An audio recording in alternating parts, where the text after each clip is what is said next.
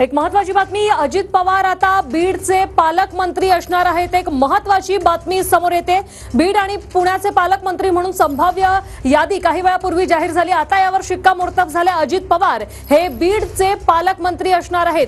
पालकमंत्री थोड्याच दिवसात जाहीर होतील असं मुख्यमंत्री फडणवीसांनीही सांगितलं होतं। आता ही महत्वाची अपडेट समोर आली आहे, ती म्हणजे अजित पवार हे बीडचे आता पालकमंत्री असणार आहेत। ज्या बीडमध्ये सध्या एवढ्या घटना होतात त्याचे पालकमंत्री कोण होणार याकडे सगळ्यांचं लक्ष होतं। अजित पवार बीड आणि पुण्याचे पालकमंत्री असणार आहेत। राज्यातील पालकमंत्र्यांची यादी जाहीर झाली आहे। यामध्ये अजित पवार हे बीडचे पालकमंत्री म्हणून आता ही माहिती समोर आलेली आहे। राज्यातील पालकमंत्र्यांची यादी जाहीर झाली, यामध्ये बीडचे आणि पुण्याचे पालकमंत्री अजित पवार आहेत। ही यादी जी आहे ती काही वेळापूर्वी संभाव्य यादी म्हणून TV9 वर दाखवण्यात आली होती। आता यावर शिक्कामोर्तब झालेलं आहे। अजित पवार बीड आणि पुण्याचे पालकमंत्री असणार आहेत।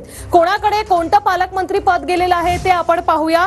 गडचिरोलीचे फडणवीस हे पालकमंत्री असणार आहेत, तर ठाण्याचे एकनाथ शिंदे हे पालकमंत्री असणार आहेत। रायगडचे पालकमंत्री या आदिती तटकरे असणार आहेत।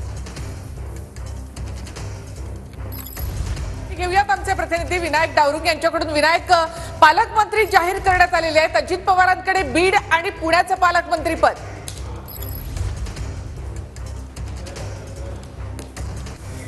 त्यामुळे 2-3 पक्षांकडून दावे जाहीर केले होते, परंतु अखेर हे पालकमंत्री पद जे आहे ते जाहीर झालेलं आपल्याला पाहायला मिळतंय।